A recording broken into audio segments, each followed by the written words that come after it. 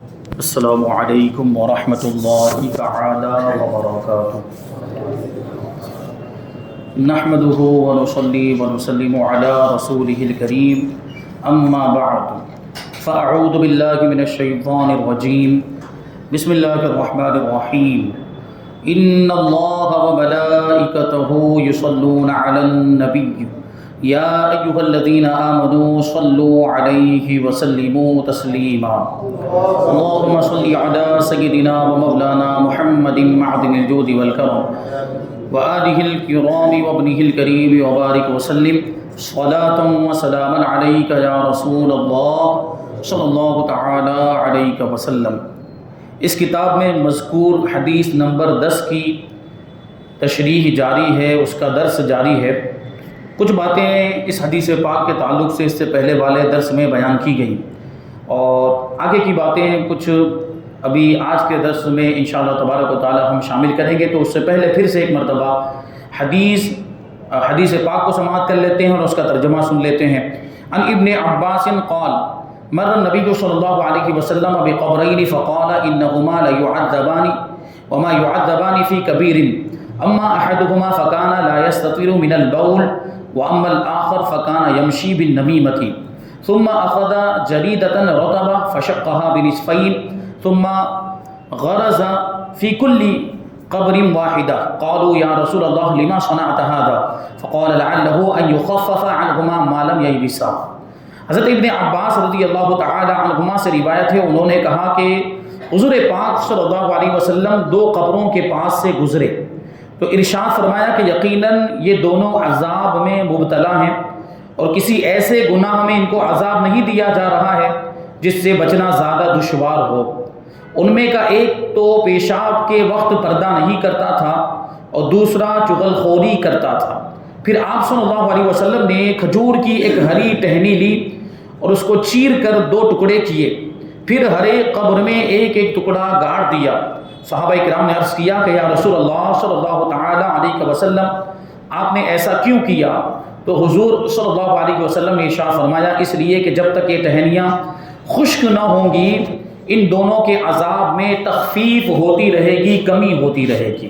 اس میں دیکھیے کہ ایک شخص جو تھا جس پر عذاب ہو رہا تھا وہ اس وجہ سے کہ وہ پیشاب کرتے وقت پردہ نہیں کرتا تھا، اور دوسری روایت کے الفاظ کے مطابق وہ پیشاب کے قطروں سے نہیں بچتا تھا، یعنی اس کے کپڑوں پر چھینٹے اڑتے تھے یا اس کے بدن پر پیشاب کے چھینٹے اڑتے تھے، وہ اس سے نہیں بچتا تھا۔ تو اس کا یہ وبال اس پر یہ ہوا کہ اس کی وجہ سے اسے قبر میں عذاب دیا جا رہا تھا۔ تو یہاں پہ اگرچہ پیشاب کا ذکر ہے، پیشاب سے بچنے کا اس سے حکم ہمیں ثابت مل رہا ہے، اس حدیث پاک سے پیشاب سے بچنے کا حکم ثابت ہو رہا ہے۔ کہہ رہے کہ حدیث مذکور میں اگرچہ عذاب کا سبب یہ بتایا گیا ہے کہ وہ دونوں قبر والے ایک تو ان میں سے پیشاب سے نہیں بچتا تھا اور دوسرا چغلی کھایا کرتا تھا، لیکن اس حدیث سے یہ ثابت ہوتا ہے کہ اس خصوص میں اپنے پیشاب ہی سے بچنے کی کوئی خصوصیت نہیں، بلکہ ہر قسم کی نجاست، گوبر، پاخانہ، خون وغیرہ سے پرہیز کرنا یہ ضروری ہے۔ اور اگر کوئی اس طرح کی نجاست سے نہیں بچتا، کسی طرح کی بھی گندگی سے، ناپاکی سے نہیں بچتا ہے تو وہ عذاب قبر میں مبتلا ہو سکتا ہے۔ مطلب یہ نہیں ہوا کہ صرف پیشاب سے بچنا ہے، دوسری گندگیوں سے، دوسری ناپاکیوں سے نہیں بچنا ہے، ایسا نہیں ہے، بلکہ پیشاب سے بھی بچنا ہے اور ہر گندی چیز سے بچنا ہے، ہر ناپاک چیز سے بچنا ضروری ہے، ساری نجاستوں سے بچنا ضروری ہے۔ اور فرماتے ہیں اسی لیے ہر مسلمان کو ہر قسم کی نجاستوں سے ہر وقت پاک و صاف رہنا چاہیے۔ اسی طرح عذاب قبر کا سبب بننے میں صرف چغلی ہی کی کوئی خصوصیت نہیں، بلکہ اس قسم کے دوسرے گناہ کبیرہ مثلا غیبت، جھوٹ، ظلم وغیرہ سے بھی عذاب قبر ہوتا ہے، آدمی عذاب قبر میں مبتلا ہو جاتا ہے، یہ گناہ بھی عذاب قبر کا سبب اور وجہ بنتے ہیں۔ لہٰذا مسلمانوں کو سارے کبیرہ گناہوں سے بچنا چاہیے، سارے، اور ایسا نہیں کہ صغیرہ گناہ کی اجازت ہے، نہیں، صغیرہ گناہوں سے، چھوٹے گناہوں سے بھی بچنا چاہیے، کیونکہ آدمی پہلے چھوٹے گناہ کرتا ہے، پھر چھوٹے گناہ کرتے کرتے وہ بڑے گناہوں کی طرف آتا ہے، پھر وہ بڑے گناہوں میں بھی مبتلا ہو جاتا ہے۔ تو چھوٹے گناہ بھی نہیں کرنے چاہیے، بڑے گناہ بھی نہیں کرنے چاہیے، اور ہر قسم کے تمام گناہوں سے اجتناب کرنا چاہیے، بچنا چاہیے، کیونکہ یہاں پہ حدیث پاک کے اندر دو مخصوص قبر والوں کا ذکر تھا اور ان کو جو عذاب ہو رہا تھا اس کا سبب بیان کیا گیا کہ ایک کو پیشاب کے قطرے سے نہ بچنے کی وجہ سے اور ایک کو چغلی کرنے کی وجہ سے عذاب ہو رہا تھا. اس وجہ سے انہی دونوں چیز کا ذکر اس حدیث پاک کے اندر آیا.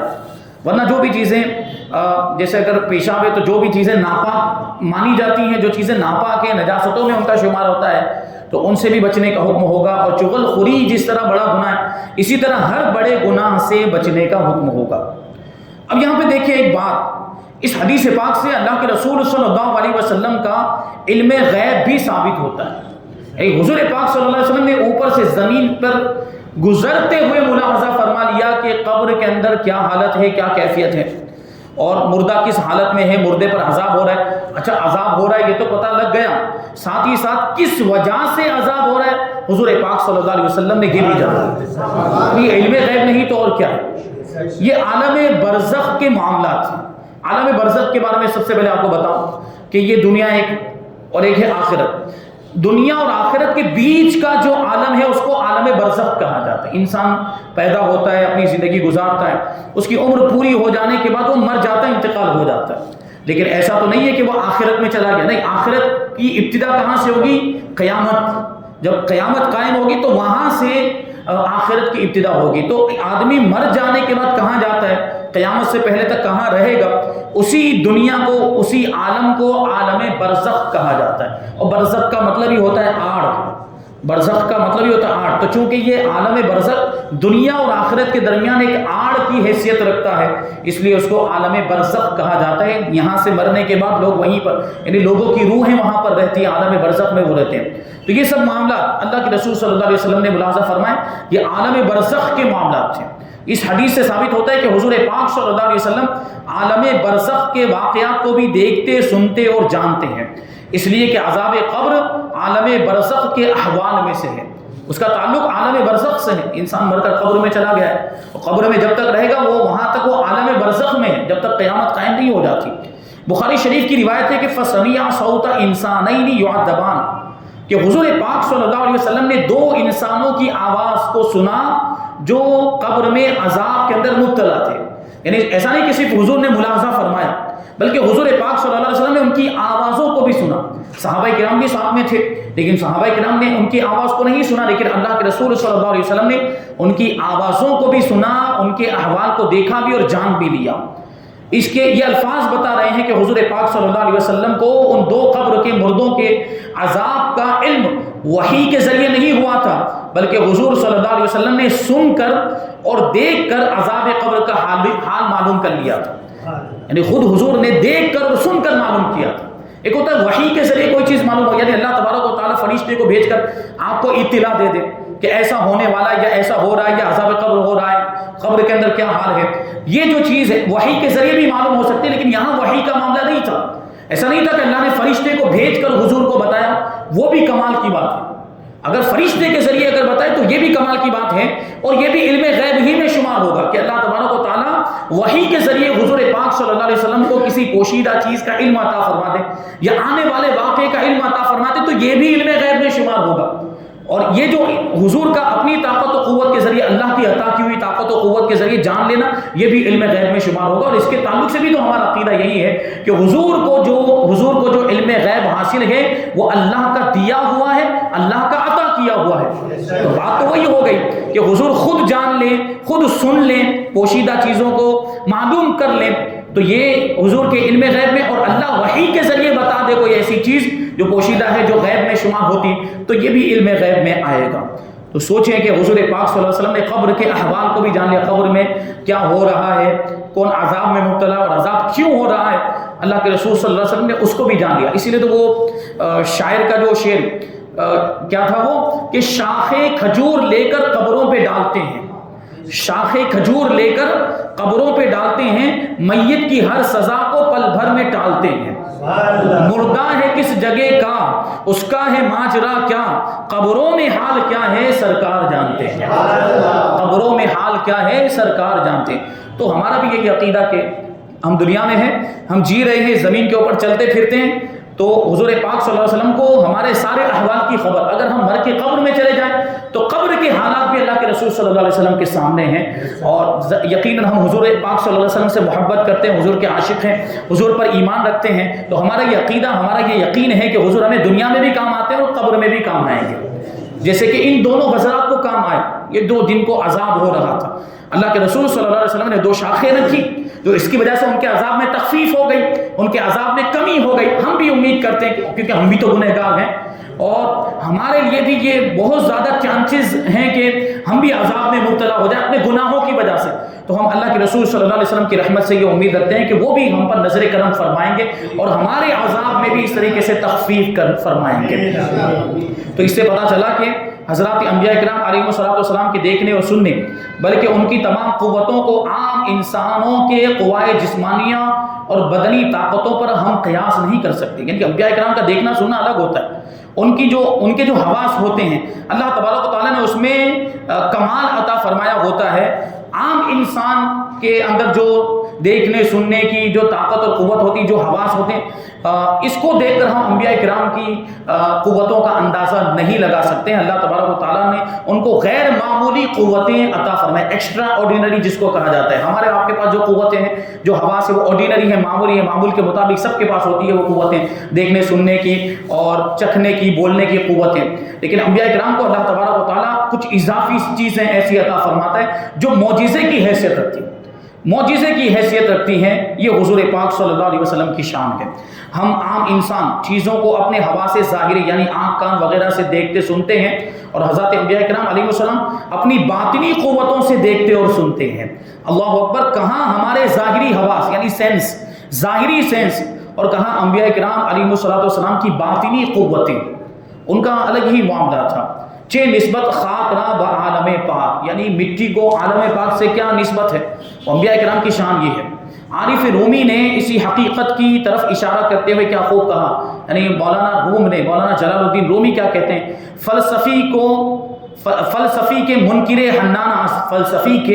منکر حنانہ از حواس انبیاء بیگانہ است، یعنی فلسفی جو فلسفے کا ماہر ہوتا ہے، اور اس زمانے کے اعتبار سے سائنٹسٹ لے لیجئے، سائنٹسٹ ستون حنانہ کے رونے کا انکار کرتا ہے، یعنی اس کے سامنے سائنٹسٹ کوئی بھی معجزہ سائنٹسٹ کے سامنے آپ لے کر آئے یا کرامت کی بات کرے وہ نہیں مانے گا، یہ کرشمہ، کرامت، معجزہ وہ سائنس والے نہیں مانتے، تو اس کے بارے میں کہتے ہیں کہ فلسفی جو ستون حنانہ کے رونے اور اس کی آواز سنائی دینے کے معجزے کا انکار کرتا ہے، تو اس کی وجہ یہ ہے کہ فلسفی انبیاء کرام علیہ السلام کے حواس کی بے پناہ باطنی قوتوں سے ناواقف ہے، وہ ان کے معجزات سے ناواقف، اور یہ تو عقل سے کام لیتے ہیں اور عقل کے پیمانے پر ہر چیز کو جانچنے کی کوشش کرتے ہیں، عقل کی کسوٹی پر ہر چیز کو پرکھنے کی کوشش کرتے ہیں، تو ظاہر سی بات معجزہ تو ہوتا ہی وہ ہے جہاں تک عقل کی رسائی ہی نہ ہو، معجزے تک اور کرامت تک عقل پہنچتی نہیں ہے، تو معجزہ ان کی عقل میں کیسے آنے والا ہے اور کرامت ان کی عقل میں کیسے آنے والی ہے؟ معجزے کا مطلب یہ ہوتا ہے عقل کو عاجز کر دینے والی چیز۔ تو حضور پاک صلی اللہ علیہ وسلم کے ایک معجزے کی طرف اس میں اشارہ ہے، ستون حنانہ، یہ وہ ایک کھجور کا تنا تھا جو مسجد نبوی کے اندر نصب کیا گیا تھا، اللہ کے رسول صلی اللہ علیہ وسلم اس سے ٹیک لگا کر خطبہ ارشاد فرمایا کرتے تھے۔ اب دیکھیں بے جان چیزوں کو، بے جان اس لیے کہہ رہا ہوں کہ وہ خشک ہو چکا تھا، کھجور کا تنا سوکھ گیا تھا، اس میں جان باقی نہیں تھی، اس میں پتے نہیں اگ رہے تھے اور اس میں کھجوریں نہیں اگ رہی تھی، پھل نہیں اگ رہے تھے، اس کو وہ ستون لا کر مسجد نبوی میں اسی وجہ سے گاڑ دیا گیا، وہ کھجور کا تنا تھا، اللہ کے رسول صلی اللہ علیہ وسلم اس سے ٹیک لگا کر خطبہ ارشاد فرماتے تھے۔ اب اس کو حضور سے ایسی نسبت ہو گئی، بے جان چیزیں بھی حضور پاک صلی اللہ علیہ وسلم کو جانتی پہچانتی اور حضور کی تعظیم کرتی، حضور سے محبت کرتی اور حضور کی جدائی میں غمگین بھی ہوتی اور رویا بھی کرتی، بے جان چیزیں۔ تو یہ ستون حنانہ کا یہی معاملہ تھا، مسجد نبوی میں پہلے یہ ستون تھا، پھر جب حضور پاک صلی اللہ علیہ وسلم کے لیے منبر تیار کروایا گیا اور اس کو لا کر مسجد نبی میں رکھا گیا، تو اللہ کے رسول صلی اللہ علیہ وسلم وہ ستون کو چھوڑ کر منبر پر تشریف فرما ہوئے، تو اب حضور پاک صلی اللہ علیہ وسلم چونکہ ستون سے جدا ہو گئے، ستون سے دور ہو گئے، تو حضور پاک صلی اللہ علیہ وسلم کی جدائی میں وہ ستون رونے لگ گیا، وہ کھجور کا تنا رونے لگ گیا، بچے کے رونے کی طرح اس میں سے آواز آنے لگ گئی۔ تو اللہ کے رسول صلی اللہ علیہ وسلم نے جب سنا تو اس ستون کے قریب گئے، اس کو گلے سے لگا لیا، اور جیسے ہی گلے سے لگایا تو اس کی آواز سسکیوں میں تبدیل ہو گئی، رونے کی جو آواز تھی وہ سسکیوں میں تبدیل ہو گئی اور تھوڑی دیر کے بعد وہ خاموش ہو گیا، اس نے رونا بند کر دیا. وہ اللہ کے رسول صلی اللہ علیہ وسلم کی جدائی میں رو رہا تھا، وہ ستون حنانہ. اور یہ واقعہ اتنا مشہور ہے کہ آج بھی مسجد نبوی کے اندر ایک ستون موجود ہے جس کا نام ہی استوانہ حنانہ رکھ دیا گیا اسی کی نسبت سے. آج بھی یہ بات مطلب یہ لوگوں کے زبانوں پر ہے، لوگ اس واقعے کو ایک دوسرے سے بیان، جو وہاں جاتے ہیں تو ستون کا جب ذکر آتا ہے تو یہ واقعہ لوگ یاد کرتے ہیں، اور جس کو نہیں معلوم اس کو بتایا جاتا ہے واقعہ کہ وہ ستون رویا تھا. اللہ کے رسول صلی اللہ علیہ وسلم نے اس کو گلے لگایا تو پھر وہ خاموش ہو گیا. پھر اسی پر بس نہیں، پھر حضور نے اسے فرمایا کہ اگر تو چاہے، ستون سے بات چیت کر رہے ہیں، دیکھیں حضور ستون سے لکڑی کے وہ تنے سے بات کریں، کھجور کے تنے سے حضور پاک صلی اللہ علیہ وسلم گفتگو فرما رہے ہیں. اور کیا ارشاد فرماتے ہیں کہ اگر تو چاہے تو تجھے پھر سے تیرے باغ میں لگا دیا جائے جہاں سے تو لایا گیا، اور پھر سے تو تر و تازہ ہو جائے، تجھ پہ کھجوریں لگنے لگ جائے اور تو ہرا بھرا ہو جائے. اور اگر تو چاہے تو تجھے جنت میں بھیج دیا جائے اور تجھے جنت کا درخت بنا دیا جائے کہ جنتی تیرے پھل کھائیں. اب سوچیں ہم اور آپ ہوں اور اللہ کے رسول صلی اللہ علیہ وسلم کی بارگاہ میں ہمیں حاضری ہونے کا موقع ملے، یا کسی کو خواب میں ہی دیدار ہو جائے، حضور اس کو اختیار دے. جنت میں جانا چاہتے ہیں کہ دنیا میں رہنا چاہتے ہیں؟ ہم اور آپ کیا اختیار کریں گے؟ جنت میں جانا چاہتے ہیں. تو ستون نے بھی یہی کہا کہ یا رسول اللہ میں جنت کا درخت بننا چاہتا ہوں. تو حضور پاک صلی اللہ علیہ وسلم نے اس کے تعلق سے پھر حکم دیا کہ اس ستون کو منبر کے نیچے جو زمین کا حصہ ہے اسی میں گڈھا کھود کر دفن کر دیا جائے. اس کو وہیں پر دفن کر دیا گیا. مطلب کیا ہوا کہ ہم اور آپ انشاءاللہ تبارک و تعالی ہم اور آپ جب جنت میں جائیں گے تو وہ ستون ہمیں درخت کی شکل میں جنت میں نظر آئے گا. یہ ہمارا عقیدہ اور یقین ہے کیونکہ حضور نے اسے وعدہ فرمایا. تو یہ شان، یہ فلسفیوں کو، سائنسدانوں کو یہ باتیں سمجھ میں نہیں آ سکتی، یہ ایمان والوں کی باتیں ہوتی ہیں. تو فلسفی جو ستون حنانہ کے رونے اور اس کی آواز سنائی دینے کے معجزے کا انکار کرتا ہے تو اس کی وجہ یہ ہے کہ فلسفی انبیاء کرام علیہ السلام کے حواس کی بے پناہ باطنی قوتوں اور طاقتوں سے ناواقف ہے. ورنہ حقیقت تو یہ ہے کہ نطق خاک اور نطق آب اور نطق گل حسب محسوس حواس سے اہل دل، یعنی مٹی، پانی، کیچڑ اور گل کی وہ نطق گل اگر پڑے گے اور گل پڑے تو گلاب مانا ہوگا، اس کا پھول مانا ہوگا. اور کیچڑ کی بولیوں کو بھی اہل دل کے حواس محسوس کر لیا کرتے ہیں اور جان لیا کرتے ہیں. مٹی کیا بات کر رہی ہے، کیچڑ بول رہا ہے، پانی کی بولیاں سن لیا کرتے ہیں. اب یہ جو حدیث پاک ہے اس پہ آپ غور کریں گے تو ایک بات ثابت ہوتی ہے جو معمولات اہل سنت سے تعلق رکھتی ہے. معمولات اہل سنت یعنی سنیوں کے معمولات، ہمارے طور طریقوں میں یہ چیز شامل ہے. ہم کیا کرتے ہیں کہ اللہ کے ولیوں پہ کے مزارات پر جاتے ہیں تو ہم پھول ڈالتے ہیں وہاں پر، اور عام مؤمنین اہل ایمان مرحومین مرحومات کی قبروں پر جاتے ہیں تو وہاں پر بھی پھول ڈالتے کہ نہیں ڈالتے؟ یہ پھول ڈالنا اسی حدیث پاک سے ثابت ہوتا ہے. اللہ کے رسول صلی اللہ علیہ وسلم نے کھجور کی شاخ ڈالی تھی کہ نہیں قبر پر؟ کھجور کی شاخ کے 2 ٹکڑے کرنے کے بعد دونوں قبروں پر ایک ایک ٹکڑا رکھ دیا تھا. اسی سے پھول ڈالنے کا ثبوت بھی ملتا ہے. قبروں پر جب ہم پھول چڑھاتے ہیں اس کی اصل یہ حدیث پاک ہے. تو یہ کوئی بدعت نہیں، یہ کوئی ناجائز گناہ نہیں، بلکہ اللہ کے رسول صلی اللہ علیہ وسلم کی سنت سے یہ بات ثابت ہے. یہ حدیث پاک بخاری شریف کے اندر موجود ہے. قبر پر پھول ڈالنا، اس حدیث میں جو حضور نے یہ فرمایا لعلہ ان یخفف، یعنی کھجور کی تر شاخوں کو قبر پر ڈالنے کی حکمت حضور صلی اللہ علیہ وسلم نے یہ بتائی کہ ان گیلی اور ہری ٹہنیوں کی تسبیح سے ان کے عذاب میں تخفیف ہوگی. مطلب کیا ہوا کہ یہ ٹہنیاں، یہ شاخیں جب تک تر رہیں گی، تازہ رہیں گی تو اللہ کی تسبیح بیان کرتی رہیں گی، اور اللہ کی تسبیح کی برکت سے جو قبر میں اندر مردہ ہے اس کو آسانی ہوتی رہے گی، راحت ملتی رہے گی، اس کے عذاب میں تخفیف ہوتی رہے گی. اس سے ثابت ہوتا ہے کہ قبروں پر تازہ پھول اور ہری پتیوں کو ڈالنا ہرگز بدعت نہیں، بلکہ حضور اقدس صلی اللہ علیہ وسلم کی اسی حدیث پر عمل ہے، لہٰذا یہ سنت ہے. چنانچہ بخاری شریف میں ہے کہ حضرت بریدہ اسلمی صحابی رسول رضی اللہ تعالی عنہ نے یہ وصیت فرمائی تھی کہ میری قبر میں 2 گیلی ٹہنیاں ڈال دی جائیں. اگر یہ کام بدعت ہوتا تو ایک صحابی کیا اس کا حکم دیتے؟ وہ صحابی رسول جو شریعت پر عمل کرنے والے، قرآن و حدیث پر عمل کرنے والے، انہوں نے اللہ کے رسول صلی اللہ علیہ وسلم کو اپنے ماتھے کی آنکھوں سے دیکھا، کیا وہ کسی بدعت کا حکم دے سکتے تھے؟ ہرگز نہیں. صحابی رسول حضرت بریدہ اسلمی کہہ رہے ہیں کہ جب میرا انتقال ہو جائے تو میری قبر میں 2 شاخیں رکھ دینا. تو اس سے تو ثابت ہوا کہ یہ چیز ناجائز و بدعت نہیں، بلکہ یہ تو حضور کا بھی طریقہ ہے اور صحابہ کا بھی طریقہ ہے. حضرت علامہ خطابی علیہ الرحمہ نے فرمایا کہ جب سبز ٹہنیوں کی تسبیح سے میت کے عذاب میں تخفیف ہو جاتی ہے تو قبر کے پاس اگر کوئی مسلمان قرآن مجید کی تلاوت کرے تو بدرجہ اولا اس سے میت کے عذاب میں تخفیف ہوگی. یعنی سوچیں ایک ہے تسبیح یعنی سبحان اللہ سبحان اللہ سبحان اللہ پڑھنا، اللہ کی پاکی بیان کرنا، اور اس کے مقابلے میں ہے قرآن پاک کی تلاوت۔ تو تسبیح یعنی سبحان اللہ پڑھنا، اس میں زیادہ ثواب ہے یا قرآن پاک کی تلاوت میں زیادہ ثواب ہے؟ یقیناً قرآن پاک کی تلاوت میں زیادہ ثواب ہے۔ تو سوچیں کہ جب تسبیح کی وجہ سے، تسبیح کی برکت سے عذاب قبر میں آسانی ہو سکتی ہے، تو قرآن پاک کی تلاوت سے عذاب قبر میں آسانی نہیں ہوگی؟ یقیناً ہوگی۔ تو یہ بھی جو دلیل ملی ہمیں یہاں سے کہ ہم جو جا کر قبرستان میں سورہ یاسین کی تلاوت کرتے ہیں، سورہ ملک کی تلاوت کرتے ہیں، جو بھی ہمیں یاد ہوتا ہے، جو پڑھنا آتا ہے ہم پڑھتے ہیں، درود شریف پڑھتے ہیں، یہ سب جو کچھ بھی پڑھا جاتا ہے، اور ہم جو ایصال ثواب کرتے ہیں مردوں کو، اس کی یہ اصل ہے، اور اس سے مردوں کو فائدہ پہنچتا ہے، یقیناً فائدہ پہنچتا ہے۔ یہ ہمارے معمولات میں سے، اور اہل سنت و جماعت کے سارے عقائد اور معمولات الحمدللہ قرآن و حدیث سے ثابت ہیں، کیونکہ ظاہر ہے کہ تلاوت قرآن برکت و فضیلت میں شاخوں اور ٹہنیوں کی تسبیحات سے کئی زیادہ بڑھ چڑھ کر ہے۔ حضرت امام اعظم ابو حنیفہ رضی اللہ تعالیٰ عنہ اور امام احمد ابن حنبل رحمۃ اللہ تعالیٰ علیہ کا یہی مسلک ہے کہ قرآن مجید کی تلاوت کا اجر و ثواب میت کو پہنچتا ہے، یعنی ہم جو پڑھ کر ایصال ثواب کرتے ہیں تو اس کا ثواب ان کو پہنچتا ہے، ان کو اس کا فائدہ ملتا ہے قبر کے اندر۔ اس سلسلے میں بکثرت حدیثیں بھی وارد ہوئی ہیں۔ مثلا ابو بکر نجار نے اپنی کتاب السنن میں حضرت علی رضی اللہ تعالیٰ عنہ سے روایت کیا ہے کہ جو کوئی قبرستان میں گزرے، قبرستان میں جائے اور 11 مرتبہ قل هو اللہ پڑھ کر اس کا ثواب مردوں کو بخش دے، تو اللہ تبارک و تعالیٰ اس قبرستان کے مردوں کی تعداد کے برابر اس کو ثواب عطا فرمائے گا۔ اس قبرستان میں کتنے مردے ہوں گے، اور پہلے کتنے دفن کیے ہوں گے، اب کتنے دفن کیے گئے ہوں گے، اور آئندہ، لیکن موجود مردوں کی اگر بات کریں تو ان کی تعداد کے برابر وہ قل اللہ شریف پڑھنے والے کو ثواب۔ تو یہ تو ہے کہ بھائی اس کو ثواب ملے گا۔ دوسری بات اس سے کیا ثابت ہو رہی ہے کہ بخشا جا سکتا ہے، ایصال ثواب کیا جا سکتا ہے، وہی تو بات ہے۔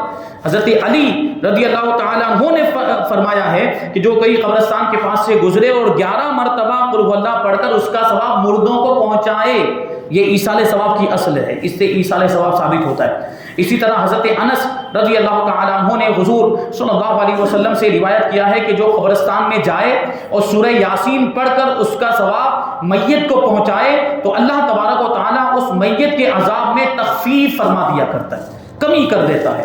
اسی طرح حضرت امیر المؤمنین ابو بکر صدیق رضی اللہ تعالی عنہ سے مروی ہے کہ حضور صلی اللہ علیہ وسلم نے ارشاد فرمایا، جو شخص اپنے والدین کی قبر کی زیارت کرے، اپنے والدین اپنے ماں باپ کی قبر پر جائے اور وہاں سورہ یاسین پڑھے تو اللہ تبارک و تعالیٰ ان کی بخشش فرما دے گا، یعنی اس کے والدین کی بخشش فرما دے گا۔ تو ہمیں آپ کو چاہیے کہ اپنے مردوں کو ایصال ثواب کریں۔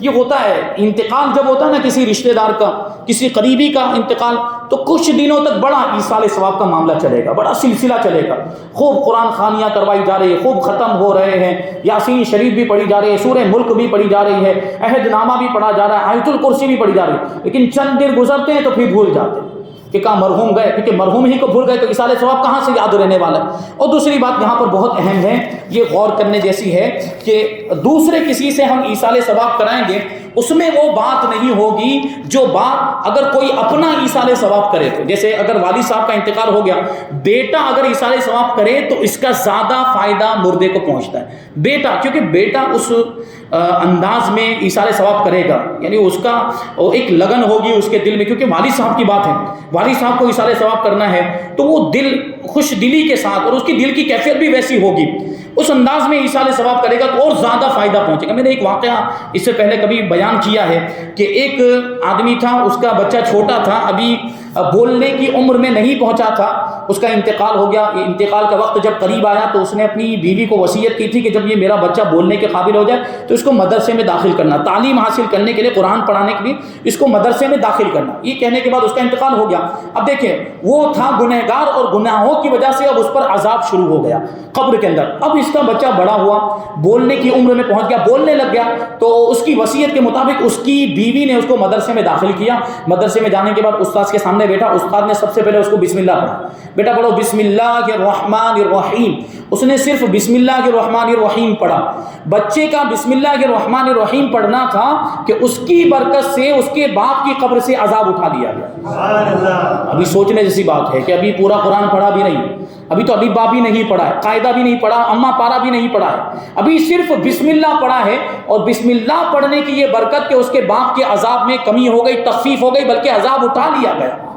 تو پورا قرآن پڑھ لے گا تو کتنا فائدہ ہوگا. پھر قرآن پڑھ کے ایصال ثواب کرے گا, اگر لڑکا اس کا بچہ وہ خود اگر ایصال ثواب کرے گا تو باپ کو کتنا فائدہ پہنچے گا, یا والدہ کا انتقال ہو گیا تو ان کو کتنا فائدہ پہنچے گا. لیکن افسوس کے ساتھ یہ کہنا پڑتا ہے کہ آج ہمارے آپ کے مسلمان بھائیوں کے اور بہنوں کے حالات ایسے ہیں کہ ان کو قرآن پڑھنا ہی نہیں آتا. اکثر لوگوں کو آپ دیکھیں گے قرآن نہیں پڑھے ہوئے.